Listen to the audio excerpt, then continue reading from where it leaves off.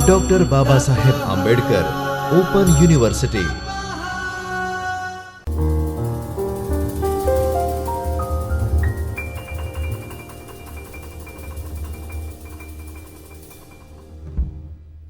નમસ્કાર વિદ્યાર્થી મિત્રો, ડૉક્ટર બાબા સાહેબ આંબેડકર ઓપન યુનિવર્સિટીના ચૈતન્ય સ્ટુડિયોમાંથી હું ડૉક્ટર અરુણા મકવાણા આપ સૌનું હાર્દિક સ્વાગત કરું છું.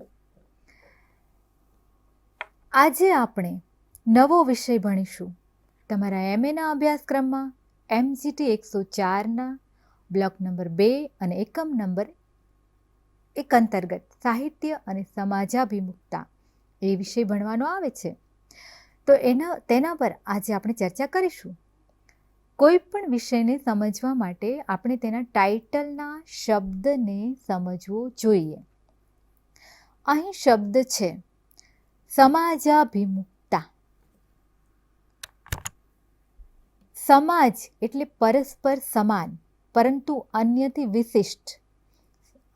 વિશિષ્ટ સંસ્કૃતિ ધરાવતું, નિશ્ચિત ભૌગોલિક વિસ્તારમાં રહેતા, એકતાની લાગણી ધરાવતા અને પોતાને બીજાથી અલગ માનતા એક જૂથના લોકો.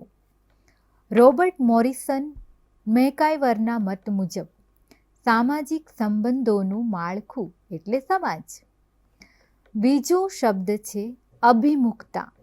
આ અભિમુખતા એટલે પ્રસ્તુત થવું, એટલે કે સમાજ પ્રત્યે સામાજિક દૃષ્ટિકોણથી સાહિત્ય કેવી રીતે પ્રસ્તુત થાય છે તે વિશેની વિચારણા એટલે સમાજાભિમુખતા. હવે જુઓ, સાહિત્ય અને સમાજ. આપણે જાણીએ છીએ કે સાહિત્ય અને સમાજ બંને એકબીજા સાથે સંકળાયેલા છે. સમાજમાં બનતી અનેક ઘટનાઓ, પરિસ્થિતિઓને સાહિત્યકાર પોતાના સર્જનમાં ઉતારે છે. જે તે સમયનો સમાજ કેવો હશે તેની માહિતી આપણને તે સમયના સાહિત્ય પરથી પણ મળી રહે છે. જો આપણને વિચાર આવે કે ભારત પાકિસ્તાનના ભાગલા પડ્યા હશે ત્યારે કેવો સમય હશે, કેવી પરિસ્થિતિ હશે, લોકોની માનસિકતા કેવી હશે, આ બધી જ માહિતીઓ આપણને સાહિત્ય પાસેથી મળે. અને એ સાહિત્ય કૃતિઓ પરથી બનેલી ફિલ્મ એના પરથી પણ મળે. જેમ કે ટ્રેન ટુ પાકિસ્તાન જુઓ, સરસ્વતી ચંદ્ર જેવી નવલકથા વાંચીએ, એના પરથી બનેલી ફિલ્મ જોઈએ તો એના પરથી પણ ખબર પડે કે ત્યારનો સમાજ કેવો હશે. આપણને ખ્યાલ આવે કે તે સમયનો સમાજ કેવો હતો. જૂનું પહેલાંનું સૌરાષ્ટ્ર આપણે જોવું હોય, ત્યારનો સમાજ જોવો હોય તો આપણે ઝવેરચંદ મેઘાણીનું સાહિત્ય વાંચવું પડે. સૌરાષ્ટ્રની રસધાર, સોરઠી બહારવટિયાઓ, વેવિશાળ, આ બધી કૃતિઓ દ્વારા આપણને તે સમયના સમાજ વિશે માહિતી મળે. હવે કુંવરબાઈનું મામેરું લઈ લો. જો કુંવરબાઈનું મામેરું આપણે જો વાંચીએ, ભણીએ તો એમાં વડસાસુ અને તે સમયના રીત રિવાજો જોવા મળે આપણને. ગુજરાતી સાહિત્યમાં યુગ સંદર્ભે જોઈએ તો જે તે યુગનું વાતાવરણ તે સમયની કૃતિઓમાં આપણને જોવા મળે છે. હિન્દી સાહિત્યમાં પણ આપણે જોઈએ તો પ્રેમચંદની કૃતિઓ જોઈએ કે ગબન છે, ગોદાન છે, તેમાંથી પણ આપણે એ સમાજમાં બનતી ઘટનાઓ એના વિશેની માહિતી મળે છે. ઉમાશંકર જોશીની સાપના ભારા આપણે વાંચીએ, જેમાં સમાજમાં છોકરીઓને સાપના ભારા સમાન ગણવામાં આવે છે, એ વાત રજૂ થાય છે. અંતે આપણે જોઈએ તો તેના માટે પુરુષ પણ જવાબદાર છે, છતાં સાપના ભારા સ્ત્રીને જ ગણવામાં આવે છે. જોકે આ બધી બહુ લાંબી ચર્ચાઓ છે. આજે આપણે સાહિત્ય અને સમાજાભિમુખતા પર ચર્ચા કરીએ. ગુજરાતી સાહિત્યમાં સમાજનું નિરૂપણ જોવા મળે છે.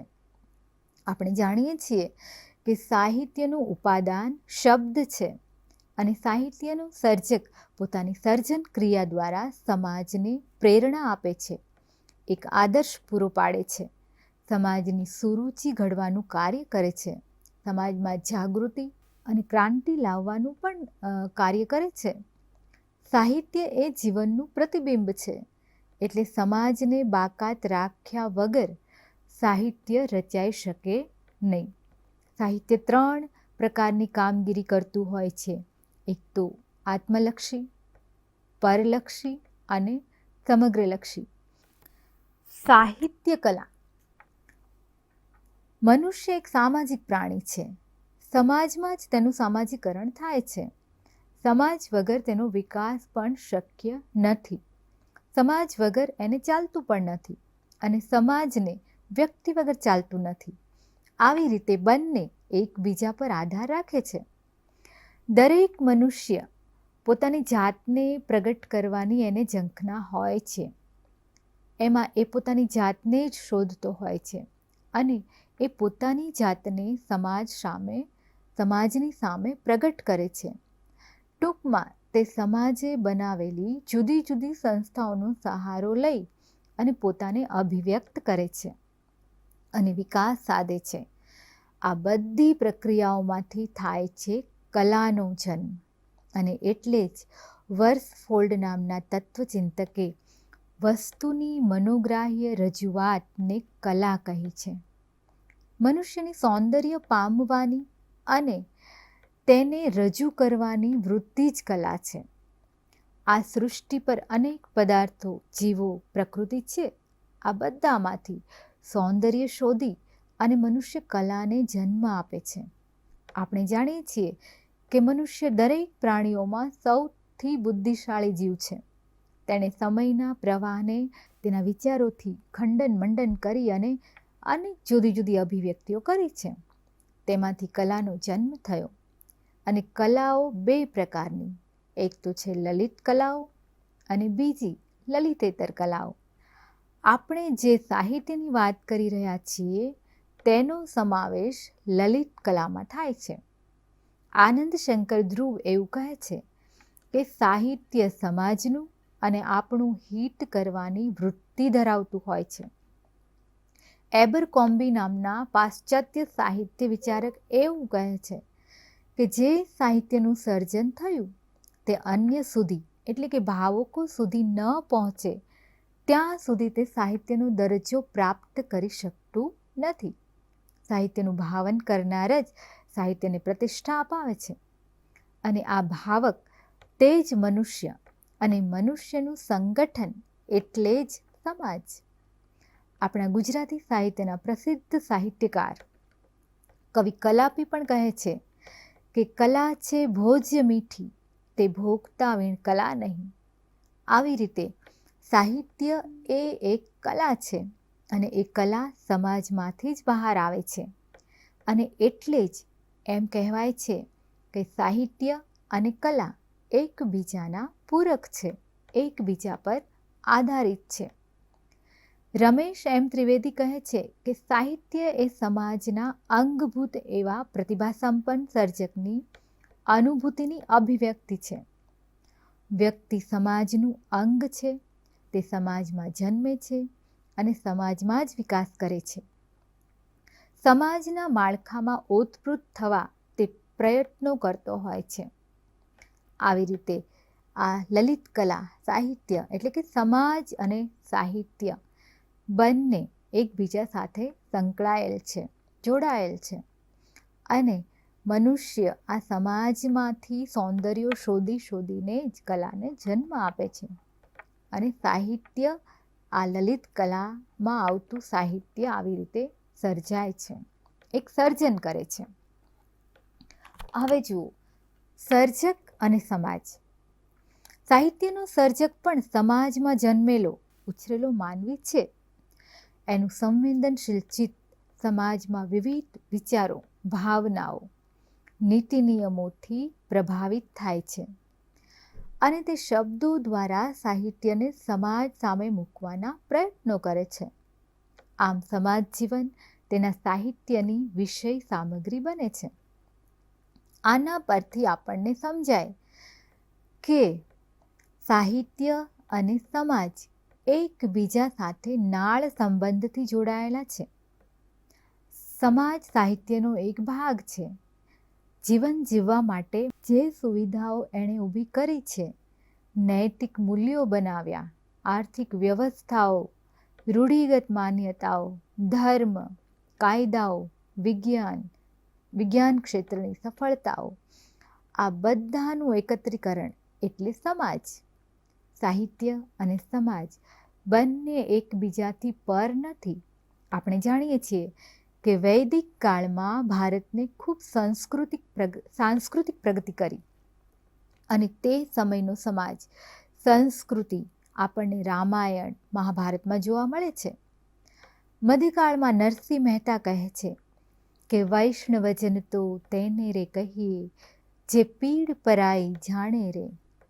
આવા પદમાં વૈષ્ણવજનના કેવા કેવા દુર્ગુણો ન હોવા જોઈએ, વૈષ્ણવજનમાં કેવા કેવા દુર્ગુણો ન હોવા જોઈએ એ બતાવી અને માણસના ગુણો દુર્ગુણોની યાદી આપી છે. એ સમયના જડ રૂઢિગત સમાજને દર્શાવતા અખા ભગત પણ કહે છે, પોતાના છપ્પા દ્વારા સમાજની અંધશ્રદ્ધા પર, કુરિવાજો પર લોકો પર કટાક્ષ કરતા તેઓ લખે છે, એક મૂર્ખને એવી ટેવ, પથ્થર એટલા પૂજે દેવ. તુલસી દેખી તોડે પાન, તળાવ દેખી તોડે પાન. આના પરથી ખ્યાલ આવે કે તે સમયના લોકો કે તે સમયનો સમાજ કેવો હશે. નર્મદના સમયમાં એટલે કે સુધારક યુગમાં જે સુધારાવાદી ચળવળો ચાલી તેના દર્શન પણ આપણને સાહિત્યમાં થાય છે. સહુ ચાલો જીતવા જંગ બ્યુંગલો વાગે, યા હોમ કરીને પડો ફતે છે આગે. અહીં સુધારાવાદી વાતાવરણ સાહિત્ય આપણને જોવા મળે. અને નર્મદની કવિતાઓને તો સુધારાનું બાઇબલ કહેવામાં આવે છે. અને પછી યુગ પ્રમાણે સાહિત્ય લખાતું ગયું.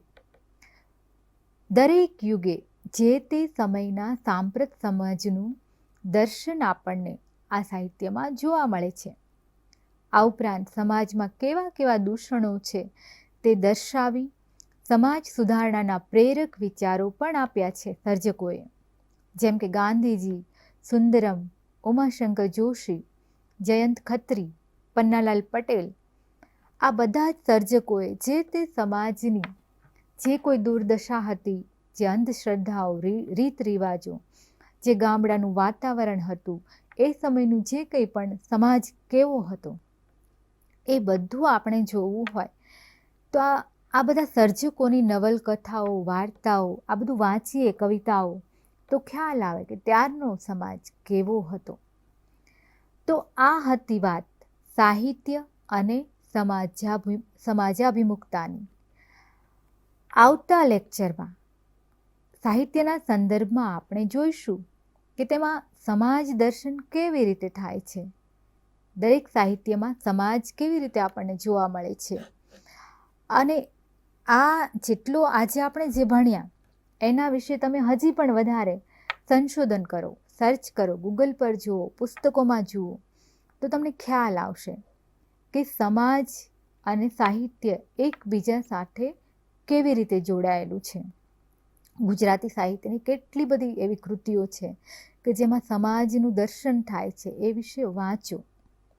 તો આગળ આ વિષયને, આ ટૉપિકને આગળ આપણે વધારીશું આવતા લેક્ચરમાં. ત્યાં સુધી હું તમારી રજા લઉં છું. આવજો.